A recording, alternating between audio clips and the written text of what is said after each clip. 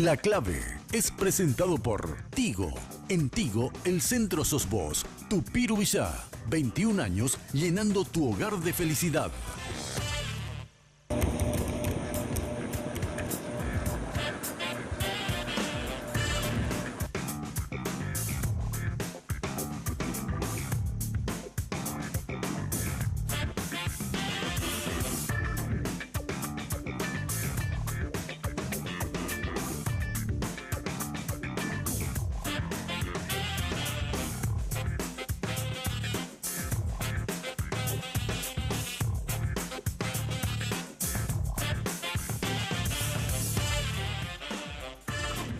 Muy buenas noches. Paraguay está viviendo momentos muy difíciles, muy duros. La democracia está siendo puesta a prueba. Hay un problema muy grave en el Senado de la Nación. Una de las características principales que tiene esta crisis es que el pueblo no sale a las calles. Le voy a preguntar a las tres personas que van a compartir conmigo el programa por qué el pueblo está ajeno a la situación que se está viviendo en el Senado de la Nación. Quiero saludar a las tres mujeres que están conmigo esta noche. Ana Rivas, ¿cómo estás? Buenas noches. Hola, ¿qué tal, Germán? ¿Cómo estás? Estoy sumamente agradecida por la invitación y sumamente asustada por la pregunta, precisamente. Así es. Beatriz Ramírez, ¿cómo estás? Buenas noches. ¿Qué tal, Germán? ¿Cómo estás? Muy buenas noches. Buenas noches para toda la teleaudiencia. Muchas gracias por la invitación. Gracias. Diana González, ¿cómo estás? Ruth Giovanni. Ruth Giovanni, perdón, Ruth. Acá me emociona. ¿Qué tal, Ruth? ¿Cómo estás? Muy bien, Germán, ¿cómo te va? Y bueno, vamos a tratar de subsanar todo, o sea, dar todos los detalles de todo lo que está pasando en el Senado, ¿verdad? Bueno, tenemos un BTR. El momento principal, acá me van a decir si es así. El momento principal se da cuando Julio Velázquez se autoproclama, casi como Napoleón, ¿verdad? Se coronó a sí mismo en el Senado de la Nación como presidente del Senado. A ver, tenemos el material. Cortame el audio. No estamos de sesión. Presente como corresponda. Presente como corresponda. Como dice el reglamento, por escrito. Esta situación, inclusive recurriendo a la violencia. ¡Cállate, vendido de mierda! No tenés vergüenza, vendido. No tenés vergüenza, vendido. Por esa circunstancia, de estos 25 que queremos sesionar, vendido, no tenés vergüenza. damos entrada a esta situación, a la nota de modificación del reglamento, derivamos a la comisión de peticiones para que se expidan. Claro. ¡Tiene validez, vendido! Se levantó la sesión. Vamos a hablar, mínimo. ¡No tenés vergüenza! ¡No tiene ninguna validez, vendido! Senador, a la fuerza van a convocar, senador. A la fuerza enviar a la comisión, senador. Senador, a la fuerza enviar a la comisión, senador.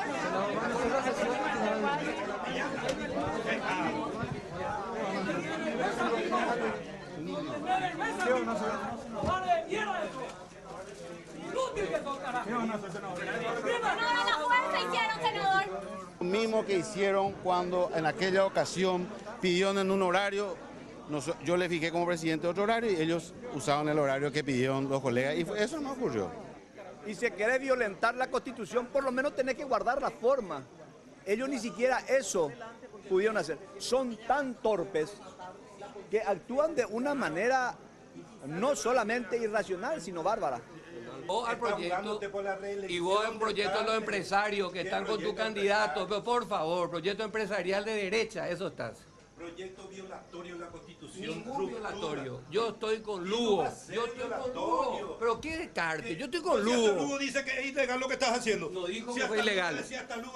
No dijo que fue ilegal. Dijo que no iba a votar. No vaya a mentir. No vaya a mentir.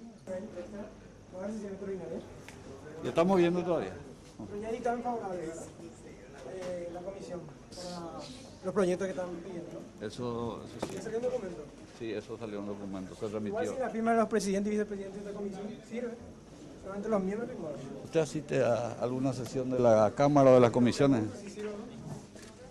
Mayoría, minoría inclusive. Beatriz, ¿estuvieron cerca de pegarse en algún momento dado? ¿Cuán de cerca estuvieron de pegarse entre los miembros? De hecho, hubo empujones, escaramuzas y en un momento dado un puño de parte del senador Wagner al senador Nelson Aguinagalde, al momento de quedar levantada esa parte de la sesión. Eso ya se veía venir en cualquier momento, desde el primer instante en que se convoca a esa sesión, llegan los oficialistas, ya a partir de allí se veía venir esta situación. Y especialmente cuando los opositores y los disidentes decían, acá no hubo ninguna sesión, Germán. En ningún momento y durante el desarrollo de esto que sucedió, que acabamos de observar nuevamente, ustedes pueden decir que aquí estamos los 25 firmantes que estamos pidiendo la realización de una sesión, dice, ¿verdad? Entonces, ¿en qué momento se desarrolló esa sesión donde ellos dan entrada a ese proyecto y lo giran a la comisión asesora? Debe haber una sesión en desarrollo para que de esta forma entonces se dé entrada a ese documento. Además, aquí no hubo ni siquiera una resolución del presidente. Si se constituyó Julio Velázquez en presidente, hubiese habido por lo menos ahí una resolución diciendo, bueno, nosotros pedimos al presidente una sesión, no lo tuvimos en fecha y hora que nosotros solicitamos, entonces le solicitamos nuevamente al vicepresidente primero, tampoco obtuvimos respuesta positiva a nuestro pedido, entonces yo, Julio Velázquez, vicepresidente segundo, entonces decido llevar adelante esta sesión y entonces doy entrada a este proyecto y giro a la comisión asesora, que es el procedimiento que se debe dar. Exacto. No le quedaba otro camino, ¿verdad? ¿Qué otro? Sigo, le quedaba, había una posibilidad de hacerlo esto normalmente, por los cánones normales, ¿había? No había otro camino, o sea, ellos de alguna u otra forma iban a atropellar. Desde las 8 de la mañana estábamos ese día, ellos, por lo menos nosotros adentro, porque igual al principio no nos dejaron ingresar, después por pedido de algunos colegas y al presidente para poder ingresar nos dejaron ingresar, y ellos en varias oportunidades realizaron las reiteraciones de notas para hacer la sesión. No, la última nota que se presentó, incluso con la colega Beatriz Ramírez, estábamos tratando de sacar fotos de esta última nota que ellos escondían con total secreto, que el contenido de esa nota, que era reiterar nuevamente una sesión extra. Y entonces ahí empezaron a ingresar unos funcionarios que no sabíamos si eran funcionarios o policías en civil que estaban portando armas según lo que había denunciado Desiree Massi. ¿Vos viste qué portaban? Yo no pude ver, no me consta, pero es lo que denuncia que realizaron los parlamentarios y que sí se ubicaron detrás de los senadores, específicamente de los colorados oficialistas y en el sector donde está el PDP, que es la última fila donde se encuentra la senadora Desiree Massi, por ejemplo. Y ahí era como que ya uno olfateaba, olía que iba a haber algo, que iba a pasar algo. De alguna forma iban a atropellar, pero no imaginarnos que iban a levantar la mano e iban a decir, esto entra a comisión y ingresó el proyecto de cambiar el reglamento interno. O sea, no se veía venir esta situación. ¿Vos viste alguna gresca así inminente o cercana? No inminente, pero que estuvo a punto de llegar si es que uno de los colegas no se ponía enfrente por una cuestión de trabajo, que el senador Oscar... Ustedes se pararon en otros términos. Claro, en realidad nosotros estábamos ahí en la salida y ahí era donde Oscar Cachito Salomón estuvo a punto de darse a los golpes con Julio César Velázquez, a quien le gritó de todo. ¿Quién le encaraba a quién? Primero fue Silvio Velar, que es el que escuchamos. A Velázquez. Sí. Que le grita mentiroso. Pero y no se mueve. No. Me dijeron que se sacó ya el saco para estar bien preparado. Sí. Estaba como ya... Ya de camisa. Ya estaba de camisa, ya iba a empezar. Y Oscar Cachito Salomón lo siguió. O sea, y Salomón se encuentra en la misma fila de Velázquez, sentado. Y ahí cuando Velázquez sale, custodiado, porque ustedes ven en las imágenes, hay un funcionario que está ahí detrás de él, que está de traje, y está custodiado. O sea, se puso bien detrás de Velázquez al inicio de que empezó a hacer uso de palabras, y ese funcionario no estaba ahí. Ese es un detalle que yo me di cuenta días después. ¿Funcionario de la Cámara? Es funcionario de la Cámara, es el secretario, en este caso, del senador Julio Velázquez, y el otro secretario que también estuvo al lado del secretario del senador Julio Velázquez también es el secretario del senador Juan Darío Monjes. Y policías, sí, vestidos de civiles, que estuvieron en ese mismo lugar, en ese mismo escenario, digamos. Pero ¿verdad? armados. Armados no, por lo menos Ustedes por no lo veían, por lo que yo llegué a observar, no lo vimos armado. Ahora, los policías en sí, con sus uniformes, que no están directamente relacionados a cubrir la seguridad de los senadores en el recinto de la sala, no suelen estar armados. No suelen. Los guardias que lo suelen acompañar al presidente de la Cámara hasta la sala de sesiones, no lo solemos ver a nosotros armados. Y uno solo nomás queda, Beatriz, siempre detrás del presidente. Sí, exactamente, un solo policía que está de civil, o sea, trajeado, pero después ninguno más, por lo menos. Cabe señalar entonces, Germán, en este caso, que en esta oportunidad no se cumplieron ninguno de los protocolos que habitualmente son los protocolos de la Cámara. Sí. O sea, de hecho, la presencia de todos ustedes, los periodistas, por lo menos hasta donde yo cubrí Cámara de Senadores, que fueron unos cuantos años, cuando se iniciaba la sesión de manera legal, digamos, oficial, no quedaba un solo periodista dentro del plenario. O sea, nos hacían salir a todos para iniciar la sesión, con la lectura del acta de la sesión anterior y todos los protocolos, todo el formalismo que requiere una sesión. Que en este caso... Cuando ellos apelan, cuando ellos apelan, pero voy a saludar antes a mi amigo personal, Marco Cáceres. ¿Qué tal, Marco? ¿Cómo estás? Hola, ¿qué tal, Germán? Gracias por la invitación y saludos a todas las que están en el panel. Somos 2 contra 3. Sí. No, y con una bastan. ¿Verdad? No, sí. imagínate Una de perdemos. esas, sí. Perdemos por goleada, 3-2, perdemos por goleada. Sí, totalmente. Bueno, Ana, sí. Aquí, o sea, haciendo un recuento. Ayer hicieron lo que hicieron. Sí. Sesionaron ahí una sesión mío Jiquepe. O sea, no es una sesión. Sacaron la cosa que sacaron.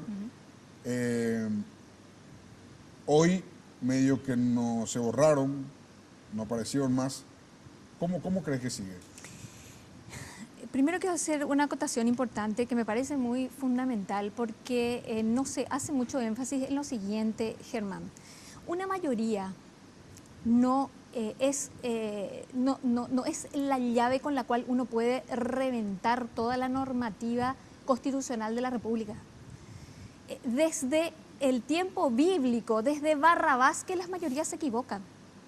¿Quién les dijo que en una república una mayoría puede irrespetarse? O sea, tener la mayoría es irrespetar la ley. Uno. Segundo, las normas desde el Imperio Romano que se crearon precisamente para asegurar la convivencia de las sociedades, justamente por la barbarie de las mayorías.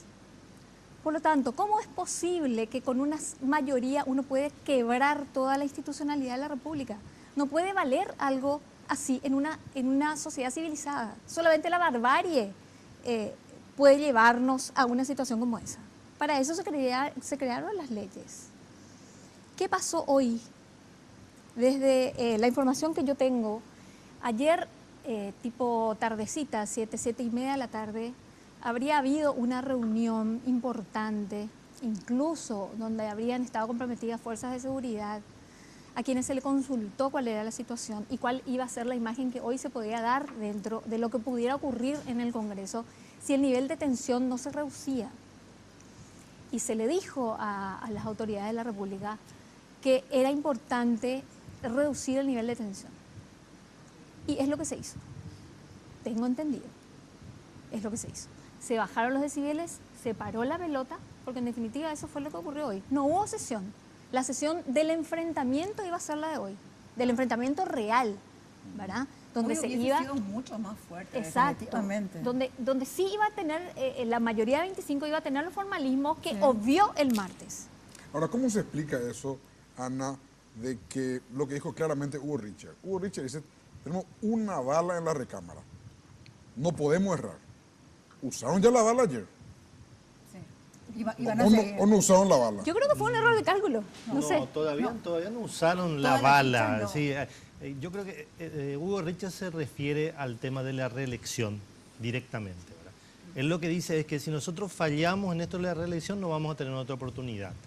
Ayer fue una batalla, ¿verdad? Hoy se evitó otra, se pospuso más bien. Y es la que está pendiente. Yo creo que ahora todos estamos esperando que se presente el proyecto de enmienda para ver en qué escenario se va a desarrollar eso. ¿Y por qué no se presentó, Marco? Vos que estás todo el día, le conocés a todos los actores con lujo de detalles. Sí, ¿Por qué no se presentó? Y estoy de acuerdo con Anita, porque con los datos que yo tengo son también los mismos, ¿verdad? Acá se intentó poner un poco de paños fríos, porque la situación estaba muy caldeada. Si hoy iba a ser una situación peor que la de ayer. Las trompadas, los enfrentamientos que no hubo, a lo mejor se iban a producir entre esta mañana y esta tarde. Y creo que quisieron evitar eso. Y también me dicen que hay alguna desaveniencia sobre algunos cargos, ¿verdad? Porque vos sabés que acá están ya negociados algunos cargos importantes, ¿verdad? Por ejemplo, la presidencia del Congreso, que evidentemente va a ser para Julio César Velázquez, y se dice que también ya tienen prometida nada más y nada menos que la presidencia de la República. ¿Cómo? Porque no solamente va a renunciar Cartes 6 meses antes, me dicen a mí, también va a renunciar a Fara. Entonces, va a quedar un vicepresidente nombrado que va a asumir. ¿No va a querer ser 10 meses presidente de la República? Sí, va a querer ser, pero tienen otra cosa para él. Yo no sé si va a ser vicepresidente de vuelta, que es posible, ¿verdad? O la gobernación. Una de dos. Son rumores, por supuesto ahora en este momento tenemos rumores de todo tipo. No sabemos cómo separar todavía la paja del trigo. Yo creo que lo de Juana Fara más bien pasa por una competencia entre los oficialistas, ¿verdad? ¿Qué va a pasar con Juana Fara durante todos estos meses de gobierno donde él se va a lucir como presidente? ¿O no? ¿O no? Bueno, o va a cobrar deuda, ¿verdad? También se pasar mucho. facturas también. ¿Se lució la pregunta? Sí, exactamente. No creo. Se lució dependiendo de qué sector vengan, en este caso, las críticas, ¿verdad? Pero acá no le quieren dar tanto poder tampoco a Juana Fara. Es el otro inconveniente dentro del oficialismo. ¿Qué va a pasar si efectivamente Cartes renuncia 6 meses antes? Y serían porque él tiene que renunciar antes de las internas. Claro. Las internas, claro. Sí. Él puede gobernar 10 meses. Sí. Claro, totalmente. Es mucho tiempo, pero tenemos que hacer una breve pausa y yo le dejo picando la pregunta que hice al inicio. ¿Por qué el pueblo está tan frío con esta situación? Frío, absolutamente frío. Las redes sociales están reventadas, pero la movilización real, física, material, está ausente hasta ahora. Pausa y volvemos.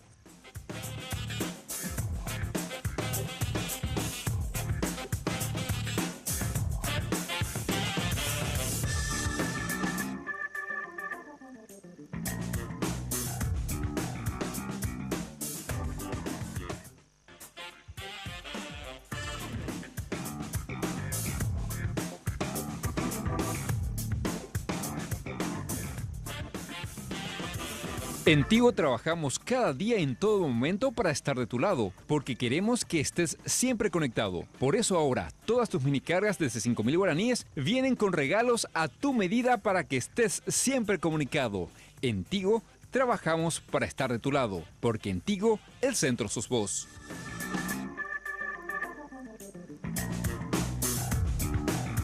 El pueblo paraguayo, nuestro pueblo, jugó las guerras más grandes del siglo XIX y del siglo XX en América, desde Canadá hasta Chile. ¿Qué pasa con ese mismo pueblo que hoy, ante esta circunstancia, no sale a la calle? A ver, ¿no? Bueno, yo tengo una teoría que discutimos mucho en Ronda de Amigos respecto a por qué hoy la gente se quedó en la casa cuando la situación a muchos nos recordó mucho marzo de 1999, con todo lo que se vivió en aquella oportunidad, donde sí la gente se jugó, digamos, por lo que se le decía era el rescate de la democracia, el futuro de la República, el futuro de la libertad en nuestro país. Yo creo que la gente está absolutamente decepcionada, convencida y realmente descreída de una clase política donde lo que se ve desde afuera es que cada uno está jugándose, pero por sus propios intereses. Y nadie, absolutamente nadie, de ninguno de los dos lados, se la está jugando por la gente. Entonces, el tipo de a pie, hoy tiene que enfrentarse al tarifazo de la ANDE exactamente como mañana, como ayer. Tiene que ir a comprar la carne más cara posiblemente después de la crisis del Brasil. Tiene que subirse a los micros muchísimo, se sigue subiendo a los micros hechos pelota que tenemos, porque pocos son los que pueden pagar los micros más caros con aire acondicionado a pesar del calor que hace. O sea, la gente sigue con los mismos problemas cotidianos día a día que nadie les da bola.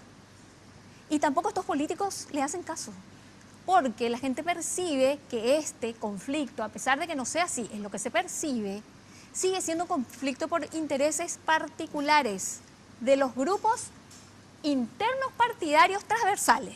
Porque hay que tener en cuenta también que no solamente es una interna del Partido Colorado en este caso, hay internas transversales a todos los partidos, incluida la izquierda. ¿Y dónde está la gente? ¿Dónde está la resolución de los problemas cotidianos de la gente? No están, Germán. Entonces, ¿por qué te la vas a jugar por un tipo como te lo jugaste en el 99, que después lo único que logró es ser el millonario? Y la gente se murió al pedo. Nadie está dispuesto a correr ese riesgo nuevo. O sea, con ese mismo principio, la gente en la guerra de la Triple Alianza se jugó por Mariscal López. Se logró con la Constitución de la República. Eso sí, fue un escenario muy diferente. ¿Sabes qué? Yo creo cuál es el problema. Yo escribí eso justamente hoy. Acá no está claro quiénes son los buenos y los malos. Porque hay que tener en cuenta que en los dos grupos hay sinvergüenza. Hay gente en lo que la mayoría de la gente no cree. ¿Verdad? Vos podés agarrar los dos grupos, esas alianzas extrañísimas que existen en cada uno de los grupos y decir, pero yo cómo voy a estar con este tipo para defender la democracia? ¿O cómo voy a ir detrás de este tipo para supuestamente estar a favor de la reelección? La gente está confundida. Yo creo que el escenario político es muy confuso. En el 99 estaba muy claro el enemigo. Y Cartes, si bien la gente no lo quiere, no despierta odio, despierta indiferencia. Ese es el problema. No es ese odio que le queda. La radicalización entre Lino Oviedo y Guasmosi, ¿verdad? O Lino Oviedo y la democracia. Era otra cosa. Claro. Sí, no, acá la gente es como que mira un poco el escenario y ve, bueno, y esta es la gente. Entonces es el fracaso del sector anti-enmienda. Convengamos que en los papeles, o sea, viene un extranjero, vos le explicás, el tipo te va a decir anti-enmienda. Sí. Sin estar en las rencillas interna como país. Sí.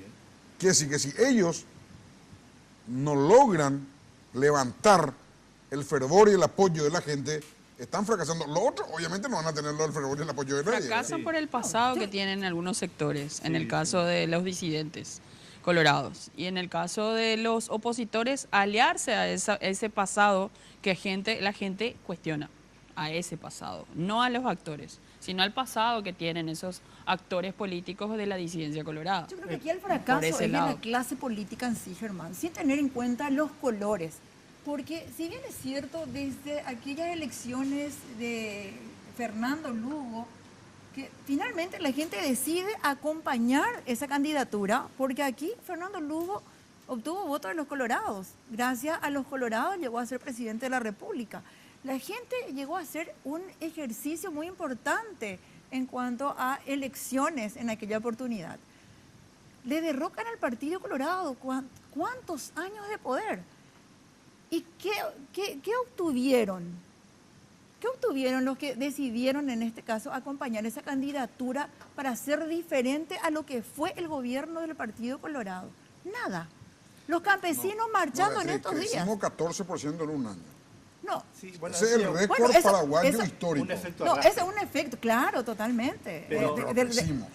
Crecimos, pero en política, ¿por qué la gente no sale entonces a acompañar? Vos sabés que acá toda la política en sí arrastra toda la situación en sí en nuestro país, ¿verdad? Si acá la política está estancada, se estanca toda la parte económica. Porque, ¿por qué pensás ahora que los empresarios se oponen a esta reelección? Los empresarios están enfrentados también a Horacio Cartes. ¿Por qué? Porque sus intereses como empresarios en estos momentos están siendo también juzgados por el presidente de la República. ¿Y qué hace? No hacemos diferencia en cuanto a impuestos. Los impuestos, ¿hacia dónde van? ¿Quiénes pagan impuestos y quiénes no pagan impuestos? ¿Quiénes están siendo exonerados? ¿Por qué más impuestos para la clase humilde y no así para aquellos que ganan mucho más? mi economía sigue estando tan pobre como ya hace bastante tiempo. Fernando Lugo dio un pequeño movimiento económico probablemente para un cierto sector. Pero después, ¿qué pasó? Fernando Lugo, ciego, sordo y mudo durante todo ese tiempo de gobierno. También tuvimos denuncias de corrupción en su gobierno. Tuvimos nuevamente denuncias de corrupción también en la administración liberal. Y ahora, con el cambio de gobierno nuevamente, una oportunidad a un candidato del Partido Colorado. ¿Y qué tenemos? ¿Qué tipo de beneficios económicos tenemos cuando aquí todos los días hablamos de política? ¿Qué tipo de política están desarrollando nuestros políticos?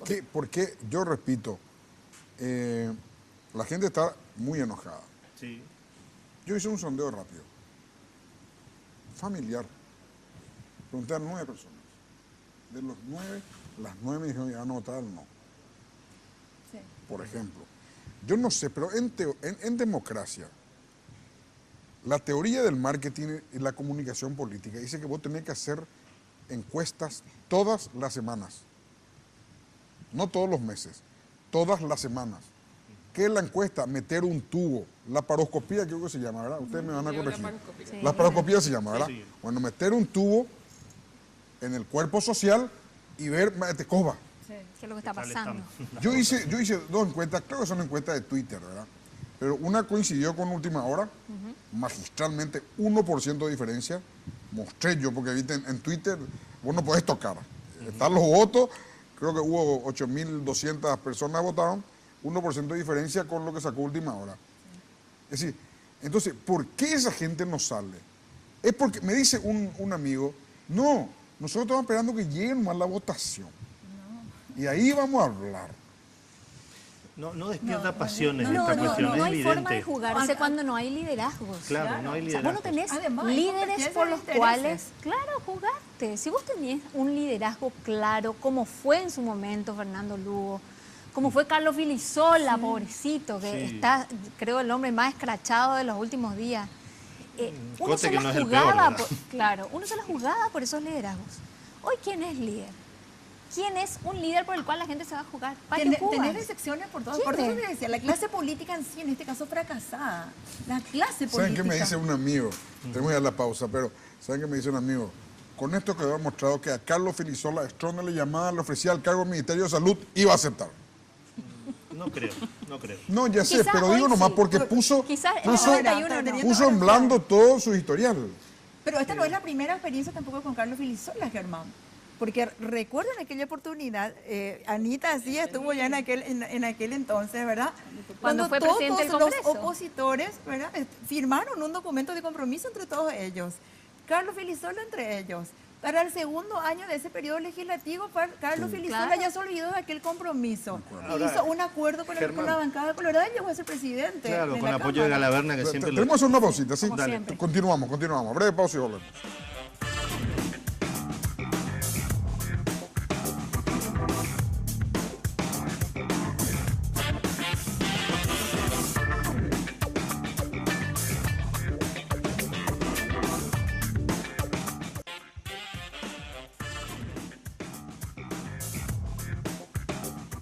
Tupiru Villa, una organización entrenada para satisfacer las expectativas de los clientes, desarrollando un trabajo de compleja ingeniería y evolucionando constantemente gracias a la preferencia de la gente. Un gran equipo que trabaja día a día para hacer realidad tus sueños. Un fenómeno en Paraguay. Tupiru Villa, 21 años llenando tu hogar de felicidad. Bueno, señora, señor, quiero que me cuenten cómo va a seguir esta historia. ¿Cómo va a seguir? Lo mismo nos preguntamos. No, porque ustedes están en el medio de la vorágine. Fulano dice, ese es un bandido, ahora se vendió, ahora se va a dar vuelta, aquel no se dio vuelta, este cobró tanto. Hay muchos rumores ya. Ahora es la usina de rumores, como se dice, y hay que ver qué va a pasar. Se habla de que en 2 semanas más, puede ser en Semana Santa, como dijo Monjes, ¿verdad? Hoy nuevamente me reitero también, es un senador liberal que en Semana Santa van a estar presentando el proyecto. Sí, es posible que esta semana, mañana al final, que hay tanta expectativa, no haya novedades y lo dejen para la otra semana, enfriar las cosas. Claro. Esa puede ser una estrategia del grupo, ¿verdad? Y el problema es que Vos sabés que cuando las cosas se alargan, a veces se arruinan. Y corren un riesgo. Y caen más. Sí, corre el riesgo de caerse porque acá van a empezar a haber presiones. Hay presión internacional ya en este momento. ¿Cuál es, Marco? Y el CNN, las cosas como está presentando la situación en Paraguay, es prácticamente el inicio de una dictadura. Justamente, Marco, quiero aprovechar que hablas de CNN. Mañana voy a dar una declaración en CNN a las 8:15 en punto. CNN en español.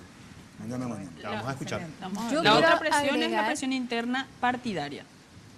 Porque los diputados, por ejemplo, no pueden iniciar sus campañas colorados entre ellos para las internas. Esa es una de las presiones. O si no, que hable otra vez Hugo Velázquez y diga ya estamos hartos. O sea, esa es una de las presiones. Claro, esa es una presión para que se concrete. De hecho, una presión a esto, porque de lo contrario, ¿cuándo y en qué momento iniciamos nosotros nuestra campaña? ¿Cuál es nuestro futuro político? Sobre todo, ¿quién va a financiar nuestra campaña? Sí, pero ¿y quiénes van a ser los candidatos? Porque un escenario es con reelección y otro sin reelección. Pero acá yo hablo de presiones que puede haber para que esto al final no se concrete.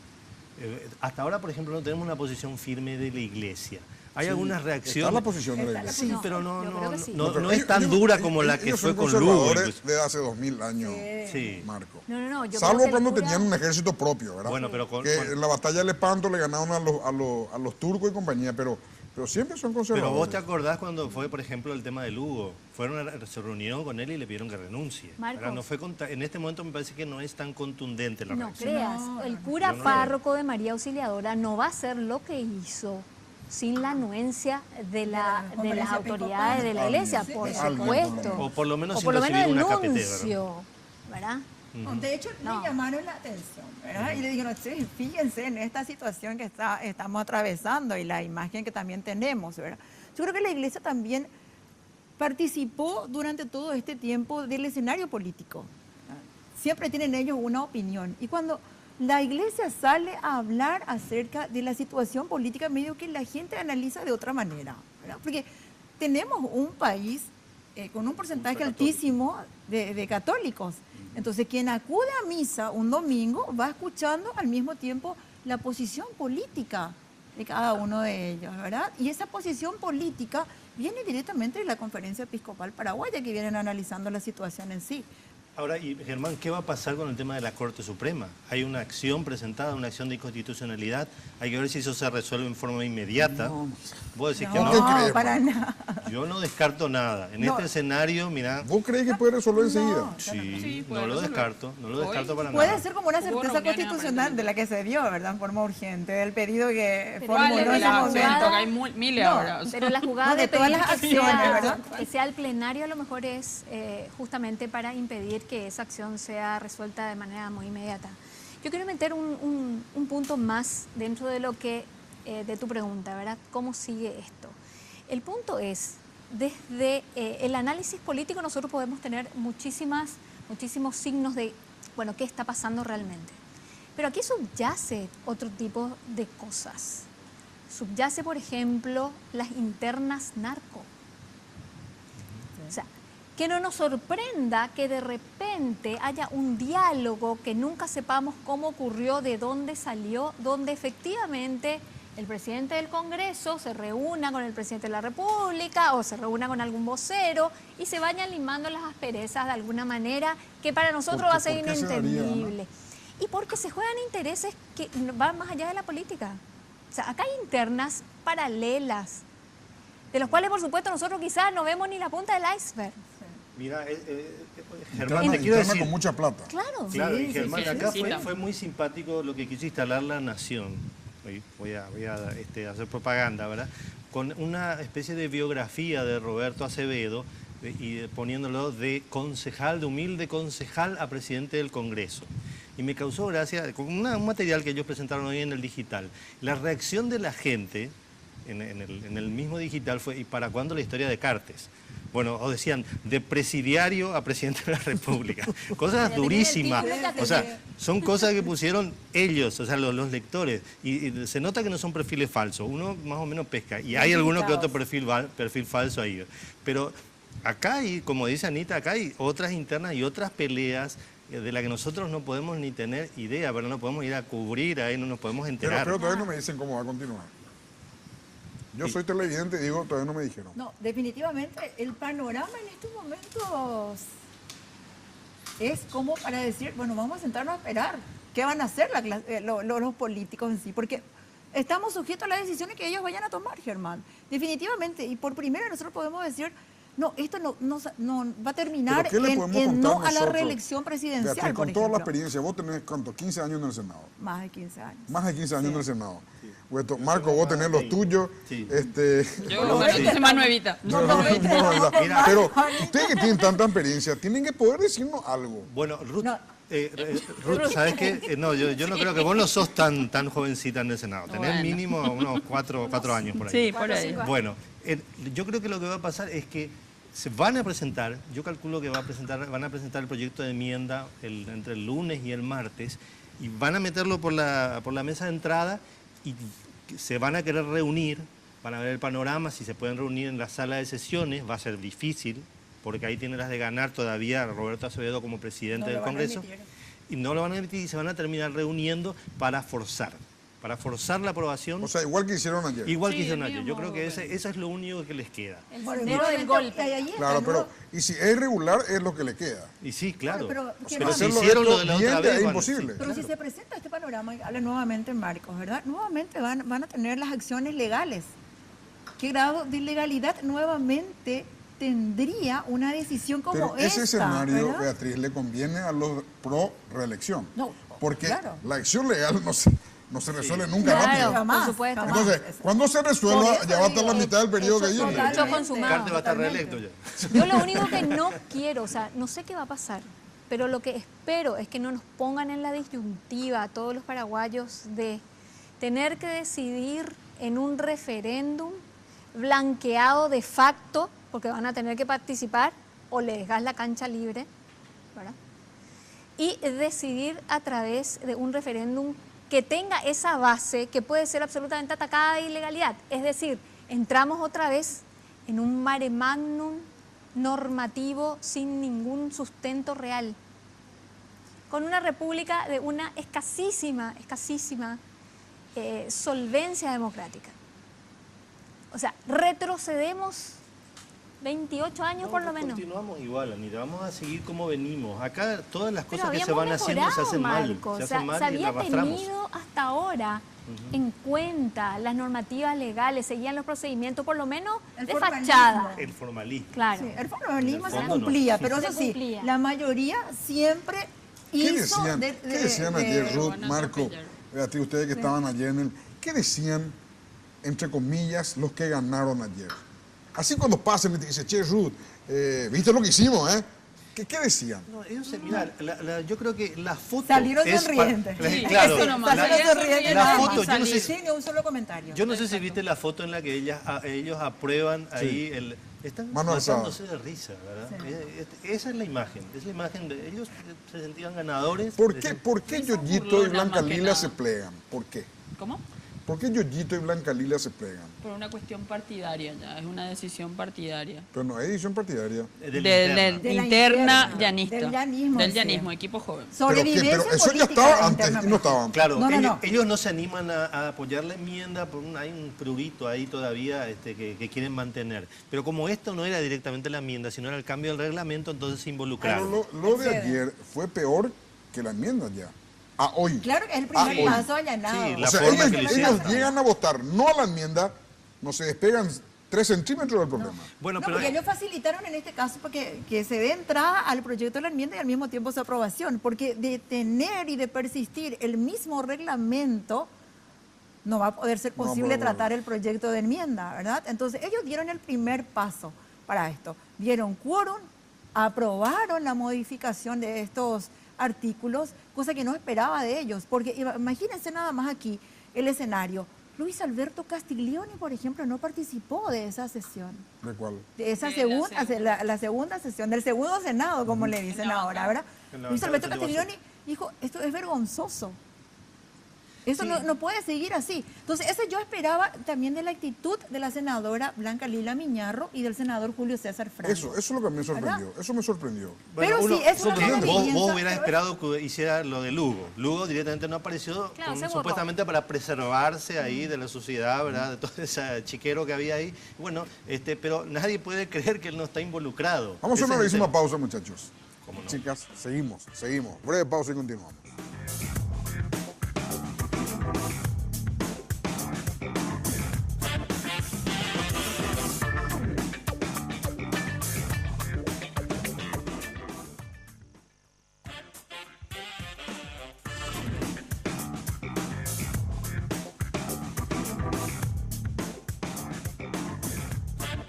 En Tigo trabajamos cada día en todo momento para estar de tu lado, porque queremos que estés siempre conectado. Por eso ahora, todas tus minicargas desde 5.000 guaraníes vienen con regalos a tu medida para que estés siempre comunicado. En Tigo trabajamos para estar de tu lado, porque en Tigo el centro sos vos.